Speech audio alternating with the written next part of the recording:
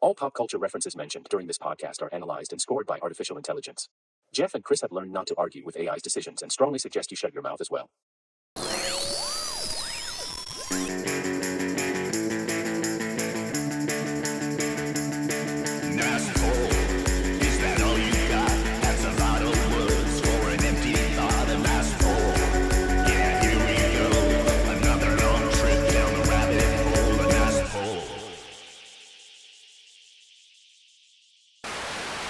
Jeff, so last week, that was a good dive into, I don't know, sort of the past poetry, musical prose of the 70s. Want to take a look at the score because I'm pretty curious as to how that ended up. Yeah, definitely. And Chris, I have already looked at this. So just so you know, there's going to be a surprise here. And again, for those of you just joining us, this is the score from the last episode, right? Whenever we're done with an episode, we hand it over to AI and we let AI dig through it as it does. Now, normally it would take a real human being, an hour or so to dig through an hour's worth, maybe 3 hours, Chris. At least. Are you kidding me? Yeah, find every single poll, rate it, and have a little background on each one. Chris, just for fun, ask me how long it takes AI to scour the 45-minute episode and come up with this breakdown. Jeff, how long does it take AI to scour the 45-minute episode to come up with the scoring breakdown? Yeah, Chris, it was about 4 seconds. I had barely hit enter when it already had all this info lined up for us. So anyway, whatever, guys, we're playing to an audience that's 45 to 65. So I feel like these facts are impressive, right? I think the AI is now way beyond the bridge computer on the USS Enterprise. That's for sure. So computer. Let's take a look here. Yeah, let's take a look here. We definitely touched on some basic topics last time, Chris. As you remember, we went big time into the song Wildfire by Michael Martin Murphey. One of the better uses of alliteration in a songwriter's name. Definitely. We went deep on that. We went through every single lyric, and I'm still confused on that song, and so are you. We did, of course, the classic Seasons in the Sun by Terry Jacks that led to deep depression and maybe even to the glee of therapists and psychologists back then, right? A lot of insurance claims. That's right. We dug really deep into still one of the most soap opera dramatic. He did it, but did she do it? But then she did it. Left twist turn. I mean, this would be a great Coen Brothers script, right? The Night the Lights Went Out in Georgia. Man, we dug deep into that one, right? Mm-hmm. Yeah. And we found out a lot of things and still came away a little bit confused. We did make a couple references, and these are what we call repolls, Chris. That would be a poll that was already made in the past. We can't give credit or points to that, but we'll at least shout it out for a moment. We talked about our buddy Rick Springfield and his use of nylon and pylon and the word moot in his lyrics. And then a little bonus memory of riding in the back of a pickup truck without a seatbelt on the wheel well, where you could fall out on the freeway at any minute. And that was considered okay back in the 70s. But let's take a look, right? So Jeff's polls, I got some points, Chris, for talking about Sessions and K-Tel. Sessions presents. So that got me some points there. I did a little Pappy Boyington tie-in. We have mentioned him on the show, but I guess I did it in a new way, and that got me some points. I talked a little bit about the Minority Report, right? And I guess using that example to tie into thought crime situations that really existed in the night Chicago died. So that was 55,000 points. But Chris, look at you. I got 205,000 points, but Chris, he pulled one in for making a really funny reference about the horse in Wildfire, right? Being an actual pony and how many people could actually ride that damn thing. Good point. Great memory about Jemco and how his wife used to go with the dad to buy 45 records. Some super good stuff there, Chris. And then out of the blue, Chris makes an Amos and Andy reference. Now, Chris, I don't think we'll ever be able to make that connection for sure. God, I hope not. It was awesome. and enough, it was enough to get you up to 205,000 points. So Chris, I got 205,000 points. And unless I'm mistaken, you got 205,000 points. And this is after I told AI, hey, there really shouldn't be any ties, but AI disagreed. It gave us a 100% tie game. The first ever in Nice Poll.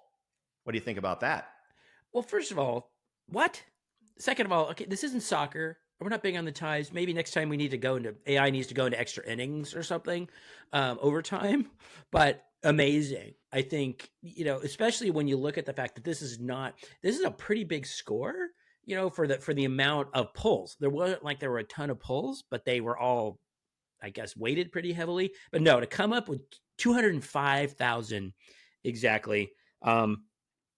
Congratulations, I guess. I'll get you next time. But yeah.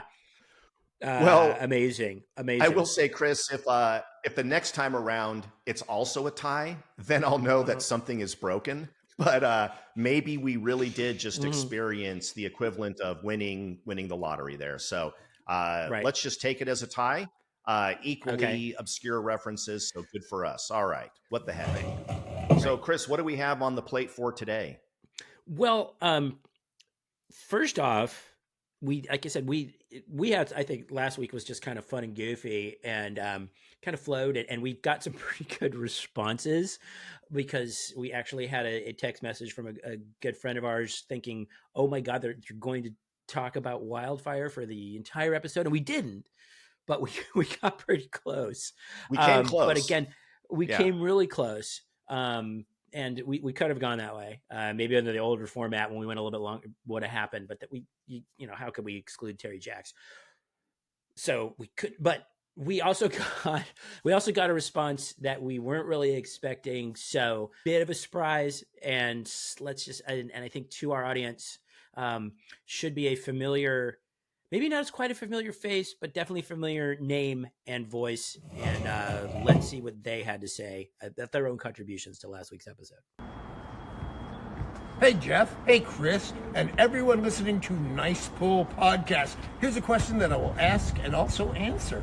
What silly or overly dramatic song left an impression on you that still triggers a memory to this very day? All right, here we go. Number one for me is, of course, the Partridge Family's only number one hit, I Think I Love You. But I'm not just saying this because I used to be on the Partridge Family, and by the way, the best looking one if you ask me. I'm saying this because it was a really overly dramatic song. I mean, I'm sleeping and right in the middle of a good dream when all of a sudden I wake up from something that keeps knocking at my brain. Before I go insane, I hold that pillow to my head and scream out the words I dread, I think I love you. Overly dramatic or what? Also, Carl Douglas, 1974, Kung Fu Fight. Everybody was, I'm insisting on singing on this one. It's so cool. Everybody was Kung Fu fighting. Ha! Around that time that Carl Douglas put out Kung Fu Fighting, I got my first degree black belt, and I used to compete in tournaments, and that song played all the time, even though we were all doing karate, not Kung Fu. I hope that answered your question. Everybody listen to the Nice Pull Podcast. So there you go. That was a bigger surprise than we thought, right, Chris? That wasn't planned or set up by us at all, right? We didn't orchestrate that. No. We wouldn't do that on this show. No. No. We're best friends with Danny Bonaduce of the Partridge Family fame, right? We hang out with that guy all the time. I don't know if we've uttered the name Danny Bonaduce in the 56 previous episodes. If not, we damn well should have, because we definitely made the Partridge Family references. And the Partridge Family and Danny Bonaduce had everything we love from that area, right? The sitcom, the band. They actually had hit songs, the teen idol aspect of David. It's like David Cassidy, right? So, the interchangeable cast members, like was at one point Chris Partridge was a new Chris Partridge, so everything that we talked, all these kind of things. So that's almost this podcast in a nutshell. So give it up. Props to Danny Bonaduce. Good to see that he's still out there, maybe living in Seattle. I think the last time I saw him was in Corvette Summer with Mark Hamill, or I think he maybe had done some celebrity boxing or something at one point, maybe. Okay. Yeah, Yeah. Danny Right. Bonaduce, and I'd love to hear. And although I would mess with him because apparently little black belt, right, martial arts expert. So What you got to love about that is the fact that he really put his all into that quick little spot there. And I love the fact that he also seems to have instantly had an answer to the question that we posed to him, right? We just said, hey, think back on the 70s, think back on the 80s. What are two of the sillier, yeah, more ridiculous, overly dramatic songs? And I love the fact that he immediately goes, hey, look, I know I was on the Partridge Family, but dude, Mhm. could you have a more dramatic, ridiculous lyric? And he's right. I never thought about that. I think I love you. It's like literally, I have to put a pillow over my head and I'm going insane and I have to scream your name. He's right. In any other circumstance, that's somebody who's severely bipolar, has major emotional mental problems, and probably should be on Zoloft, or at the very least on a watch list, or at the very least walking around the neighborhood and having people sign a petition allowing them to be there. That is a lot to take in. And then, dude, Kung Fu Fighting, of course, right? Another right. song where it's not, Chris, would you agree with me though that Kung Fu Fighting is not an elaborate story? There is no, there is no No, intricate weaving, right, of a right, storyline in that song. It's basically they were kung fu fighting, and I think it was a little right, bit frightening, right, Chris? Am I not mistaken? right. They were all as fast Yeah. as lightning, right? They were all as fast as lightning. Um, I guess. Yeah, no, you're right. Very, very simple to follow along. Not like some of that stuff we talked about last. Definitely not as confusing as what we talked about last week. Not as deep, maybe not as deep, No. but Jesus, Danny Bonaduce. Chris, when we were kids, could you ever imagine, as you're like many of us watching the Partridge Family on TV, and Danny was one of the first episodic characters that I remember as a kid being the comic relief at that young age. Normally, the comic relief was somebody a little bit older. Right. He was the wise ass younger brother, and we could all relate to that, right? He was just, always cracking jokes, and he was kind of my hero at the time because you're like, oh man, this kid is hilarious, right? His interplay between him and David Cassidy is actually pretty stellar. I don't think a lot of people give David Cassidy enough credit for his acting and chops. and and and going back and forth with Ruben Kincaid, right, their manager, there was like the little interplay there and stuff like that. And I think, and maybe, just maybe, and he wasn't, of all the Partridge Family, he was the one that maybe wasn't as photogenic, right? So all the other kids were real, blue eyed, and Danny would probably admit this. So he had to have something else going for him, right? He had the good lines and the quick banter because Danny would probably, like I said, didn't look like he looked like he was the adopted member of the Partridge Family, or maybe I don't know, maybe the result of a one night stand that Shirley had somewhere. I don't know. I shouldn't say that about Shirley I Partridge. don't want to be too on the nose here, but he did look like the redheaded stepchild. And we never knew what happened to the Partridge Family dad, right? Much like Carol Brady's dad. Was that ever addressed? What happened to the Partridge Family dad?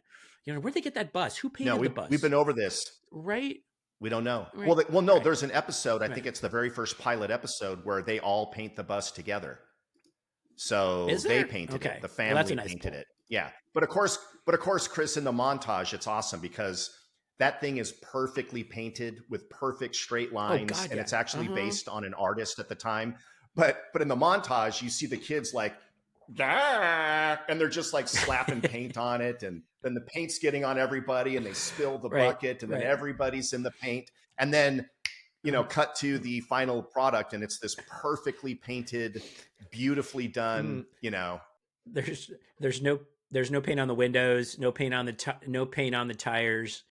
In reality, they would have gotten about 2 minutes into it and then given up. That's what most kids would have done. Right. And plus, I don't think you can just go get paint. Like, it's got to be like car paint, right? It's just like, hey, let's just go down to Frazie's and get some paint. Or then second, yeah, how much would you need to cover a bus? And then second, also the driving part. Like, I don't think you and I just couldn't jump into a bus right now and just drive it. Like, where did Mrs. Partridge learn? Did she take did she go to the Columbia School of Bus Driving or something? Because you just, or maybe she was a school bus driver and then they formed, I don't know. That was another unsolved mystery, because you just don't drive a bus. Yeah, Chris, and I know that the bus was used, right, because they could put their equipment in it. Mm-hmm. But I'm trying to picture parking that fucking thing, right? Because most of their gigs were like, hey, we're going to go play that birthday party, or hey, we're going to go play that barbecue. Before we accept the gig, where can I park my goddamn school bus? Like, where's that going to go for this gig next to the magician? That was an unanswered question that we didn't even think of posing at the time. Like, who changes the oil on the bus? And where do you park at? Yeah, they're on the road. They stop at the Travel Lodge and they just park their big ass hippie painted school bus. And by the way, I'm looking at that band, right? And here's the equipment, right? You've got a couple of small amps. You've got a guitar and a bass guitar. You probably have like a little 4-piece drum kit, and then you have Lori's keyboards and her keyboard stand. That would not be very much to have to lug around. And so there's the Partridge Family with an extra 17 seats and an extra 2,000 cubic feet of room to drive that thing to the next fucking gig. I don't know. It just seems like overkill. I don't know. Well, Tracy Partridge had an extensive collection of tambourines. So I forgot the tambourine. You're right, Chris. I forgot the tambourine. Hey, each tambourine needed an entire row because they were so delicate. That's right. And like, it was like a Stradivarius sort of violin. It's like, hey man, watch my tambourines. And, Danny's bass didn't take up much space. But in Danny's bass was, I think, bigger than Danny. You could probably attest to that with your knowledge. It was bigger than Danny, yes. Right. But he was playing it like a stand-up bass, even though it wasn't a stand-up bass, right? Because it was so much bigger than he was. But that the tambourines, each tambourine got a row to themselves, and I think that explains seats 17 to 30 in the back of the bus, rows 17 to 30. I don't know. The only thing I can think of too with Tracy, judging by every clip where she's playing live and she's hitting that tambourine and she's just staring out into space, is that maybe she just had a whole separate section on the bus for all of her drugs, like Klonopin. I think Tracy and Chris probably barely qualified for their SAG cards, right? Because I don't know if they ever got more than like one line for like every 3 or 4 episodes. And it would be, maybe the ask was like, have you seen my tambourine or something? And then it was just like, and they were inconsequential. It's like they're playing I Woke Up in Love This Morning. It's like, damn it, Tracy, you're off on that beat. Could she have played rhythm guitar or something to the point, but no, give her a goddamn tambourine, which was a 70s instrument, as if there ever was one. I do think, however, that we would be remiss if we didn't point out at least one of my favorite episodes of the Partridge Family of all time. And this has nothing to do with anything other than you have a show, Chris, where the whole point is that the family goes through some misadventure and then ultimately plays a song of some sort at the end. And that's the formula. In this particular episode, again, going back to the writer's room, that somebody in the writer's room was so desperate to get his Gilligan's Island script into some other show because for whatever reason it was rejected or they weren't going to use it. Or this might even have been a Gilligan's Island episode, but the one where Lori Partridge gets braces and she's picking up a radio station in her head. Oh, Jesus, I remember that. And then she thinks she's going crazy and then she's the only one that can hear it. And I thought, that is such an unusual premise for a show like that, right? It's very just kind of like clever, and it almost is bordering on like Twilight Zone-y or something weird. But see, that one almost seems inspired by when the Brady kids were trying to do record a song, and Peter's voice just started changing, right? And they turned it into, when it's time to change, you can rearrange, and his voice was cracked. So they made they made lemonade out of their lemons. So I think it's almost like, I think they kind of riffed on that, but I think I can top that, because there was an episode, and again, think about what's the time frame of this show. 71 to 74 or 72 to 70, something like that. Early again, if we did 70s. actual Yeah. research, we would probably Right. know that. Okay. But so Right. you're still thinking about the throws, the tail end of the Vietnam War. Okay. So what did they have an episode around where not Keith, but Danny got a draft notice, okay, to and it was wow. well, this is obviously a mistake because Danny was like 12 or 13, but they still had him go well, you gotta go, until we get this sorted out, because so he still had to go report to get a draft physical. Okay. And the whole, it's like a montage of scenes with him, he's shorter, he's a foot shorter than all these guys, in their underwear, and they're lining up and they're getting measured and they're doing all this stuff. And literally there's I swear to God, there's a urine test because you see all these guys grabbing these, you see these hands grabbing these jars. And then you see this little hand come up and can barely reach the jar because he's 12 or 13 and he's not draft eligible. And fortunately, they got all sorted out in the end and had a good laugh over it. Chris, did it get sorted out? Or was the next scene him standing next to Joe Flynn or Ernest Borgnine on a gunboat in the South Pacific with the rest of McHale's Navy? No? Okay, but think about that. It's the country's on fire. There's protests on college campuses. You got Kent State, right? You got all this stuff happening. But so that was played for laughs. That oh my God, Danny got drafted. Oh, ho, ho. And it's just so think, what the hell, man? Maybe this was their softball way of showing the ridiculousness of throwing kids into the front line. I don't know. I may be taking it way too far. Then again, Chris, I'm the one that thought that the guy got electrocuted in the night the lights went out in Georgia. And I also thought that Seasons in the Sun was about the Vietnam War. So maybe my brain is just a little too dramatic, but that might have been a statement they were making. I don't know. Or, yeah, they were showing the ridiculousness of it, or it was or they were just making it seem, or maybe, or again, it was another sort of corporate memo to say, look, it's all, we're playing it all for laugh. I don't know, but Jesus Christ. Fortunately, Danny Partridge did not get sent to Da Nang, and everything was okay. Well, Chris, obviously, as we can tell already, you and I could have maybe 6 or 7 more episodes just dedicated to the Partridge family and maybe how it ties in with the Brady Bunch and every other family. But let's get back to what we were doing last episode. I know that we have a bunch more songs lined up. And again, all of these songs have elaborate stories, and the lyrics go into way more detail than you would normally hear, again, in a 2.5-minute pop song. And I know you have a very famous earworm song lined up. So I'm going to hand it over to you. You be our tour guide, Chris. What song are we going to take apart now? Well, it's funny because technically, I guess the song is called Escape, but most people know parenthetically the song as the Piña Colada Song. Okay. And to be really honest, it's I think this one has been used probably in ads. I did definitely, I think Wildfire or Seasons in the Sun probably not going to sell your soda or your, or your shampoo. I'm going to share a little bit and we can kind of dive in, and then we can sort of just let everybody those playing at home can follow along. And because Jeff, I was tired of my lady. We'd been together too long, and like a worn out recording of our favorite song. Okay. So while she lay there sleeping, I read the paper in bed, and in the personal columns, there was this letter I read.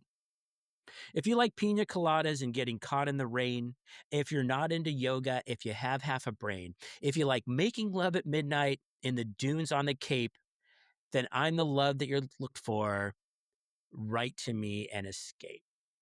I'm already angry because I hate this song, but continue, Chris. Think about, I was tired of my lady as the opening line of the song. Okay. It's just That's clear. What are we setting the stage for? And they'd been together too long, and it was like a worn out recording. Really, like this one would prove to be over time. And it gets right into his lady. We're not even sure. Again, the lady, was that right? The lady, girlfriend, old lady, wife. We don't know. We don't need to know. Tired lady. He's flipping through the personal ads, finds an ad, and I'll get back to that in a second. Somebody who's asked, if you like pina coladas and getting caught in the rain, and if you're not into yoga, which jumps out at me at the time. Going, was yoga a thing back then? I mean, yoga is huge now, but I guess people were starting to get into yoga. So, the whole yoga aspect, if you have half a brain, which is just like, ooh, that's a little damning of their current situation. So let's meet, let's escape. Now, obviously, we didn't have, this is personal ads, which, right, we're in newspapers, which I guess were a thing. I don't really, and you could place, that's what people did. Hey, they saw somebody on the bus, or they were, tired of their lady or whatever. They were looking for something. They placed an ad and hoped somebody responded, and then that led to whatever. Well, Chris, now I'm intrigued. I get the setup because, like so many songs that we've already looked at, someone has to meet in a bar, and that's where the shit goes down, right? That seems to be like an ongoing theme. It starts with them meeting in a bar, and then, all right, so what happens next, Chris? You got me, man. I'm riveted. I didn't think about my lady. I know that sounds kind of mean, but me and my old lady had fallen in the same old dull routine. So I wrote to the paper, took out a personal ad, and though I'm nobody's poet, I thought it wasn't half bad. Sounds like freaking Dr. Seuss. Yes, I like pina coladas and It getting really caught in the does. rain. I'm not into health food. I am into champagne. I got to meet you tomorrow by noon and cut through all this red tape. There's a lesson learned, Jeff. Relationships have red tape. I didn't realize that getting to know people and getting to know what they're about and their experiences and your commonalities, all red tape. So I waited with high hopes, and she walked in the place. I knew her smile in an instant. I knew the curve of her face. It was my own lovely lady, and she said, "Oh, it's you." Then we laughed for a moment and said, "I never knew that you like pina coladas and getting caught in the rain and the feel of the ocean and the taste of champagne. If you like making love at midnight in the dunes on the Cape, you're the lady I've looked for. Come with me and escape." Okay, so that's it. This guy thinks this guy's unhappy, arranges this, responds to this ad, arranges for this clandestine hookup, gets there, and who's answering his ad, who posted the original ad, who was actually his lady, was actually one step ahead of him, right? He thought there, man, I'm tired of this shit. And she's like, yeah, I'm way ahead of you, man. She's posting ads. And moral of the story, they were made for each other, Jeff. They just didn't know it. Thoughts? Well, the reason they didn't know it, Chris, is because neither of them put any work into that relationship at all. The guy is very clear about the fact that marriage is just a bunch of fucking red tape, right? And how do I know that he thinks that? How do I know that he thinks talking to your wife and learning about her and knowing anything about her is just a bunch of bureaucratic bullshit? Oh, I didn't realize that that's your favorite drink. I'm sorry, what now? You didn't realize that's her favorite drink? You've never been to a bar. You've never asked her what her favorite drink is. You've never talked about travel plans. You don't know the things that relaxes her. You don't know anything at all. Chris, it wasn't like he was digging in to like her deepest, darkest secret, like, oh my God, I didn't realize you were an orphan, right? And you had trauma from back then. I didn't realize that you have a fear of heights. You never mentioned that to me, right? This is like basic shit. Oh, I didn't realize you had a peanut allergy, right? I mean, this is like the easiest stuff to uncover, usually during the dating period, let alone getting married. So what a shock that they both immediately bailed and went after a Craigslist ad. Yeah. But she also fires a couple of shots that I don't think you can recover from. If you have half a brain, so forget the red tape stuff. She thinks he's an idiot. Okay. And yet they go, "Oh my God, you like champagne? You want to go get naked on the dunes on the Cape," which sounds, a little uncomfortable when you think about it, when you put any thought into it whatsoever. And the relationship boiled down to a trip to the DMV to register your car or get a smog check. And we all know the outcome of this, right? You can't just go, oh, you were cheating? I was cheating too. Ah, ha, ha, ha, ha. Now let's go ahead and continue our marriage.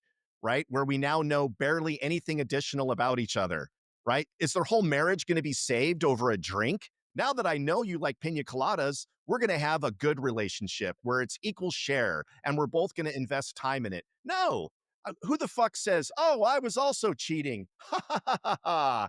Well, yeah, let's just get back together and it'll all be fine. Had they only been dating during the summer, right? Because oh, I didn't know you like getting caught in the rain, right? Because eventually they would have been in the rain, and somebody would go, "Shit, let's get. I need an umbrella." Something. They're the most basic. I didn't know you were right-handed. It's like really, you never picked up on that, and all this time, everything about it was it's hilarious because it's so rudimentary and so, but ultimately, could it be one of those things where it's like, if you think about it, where you've ever had some sort of argument with your wife or with somebody that's close to you, and then maybe you said something, and then everything's patched up, but then eventually they come back and go, "Yeah, I gotta ask you though, when you said I had half a brain, it's like those things you can think that you resolve them for a minute, but then it's going to come back, maybe not for a while, and then it's like, so don't tell me you can plant that seed and just go, oh yeah, my bad." Yeah, that's an ongoing theme in these songs, right? We went back to why are these songs, again, like Seasons in the Sun or She Ran Calling Wildfire or The Night That the Lights Went Out in Georgia. If you really listen to the lyrics, you're going to learn enough to go, oh God, oh man, ooh, Jesus, what the hell? But it's the hooky chorus and it's the melody, right? That song is really mostly popular because if you like pina colada, it's the dun dun dun dun dun. That's why people love the song, right? And I would love to follow their next date where they go to the dunes and make love in the sand because I guarantee it's not going to be what they thought it was. It's going to totally suck and they're going to be looking at every other person at that resort and having more affairs, right? Because if the only thing you can bond on is a totally shitty, sugary drink, right, and getting drunk, I don't know how good of a relationship that really was, Chris. Maybe you don't have much going on here. It's a really shaky foundation to build your relationship on, right? And I think maybe, but again, it's so bouncy and so fun, and I think you have to like, and maybe you're thinking is like, well, there's someone, if you're unhappy, and there's someone for everyone out there, and I'm thinking because it's literally what it's literally the last 40-50 seconds of the song where you get the kicker with it. He was his own lady. I don't think people are paying attention by then. I think people are checked out, and it's like they're picturing drinking, having this, "Oh my god, I found my soulmate," and we're drinking piña coladas, and they not even realizing that, "Oh, wait a second. Did you catch that last part?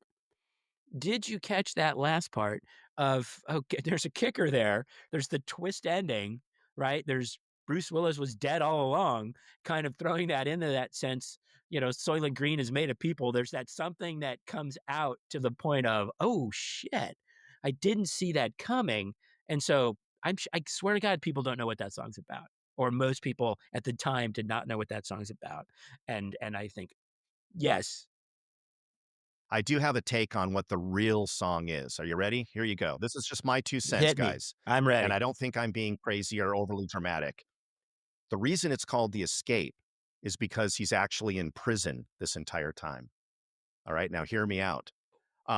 He's an alcoholic. That has been established, right? He loves pina coladas and all that Okay. stuff. Okay. There was a terrible Well, accident. wait. But okay, but to alcohol is that the drink of choice? Is that the drink of choice of an alcoholic? When you're really in the throes of alcoholism, you're going to look to dress it up a little bit, right? That's why you put pineapple in it and some flowers and you become a girl drink drunk, right? To quote Kids in the Hall, right?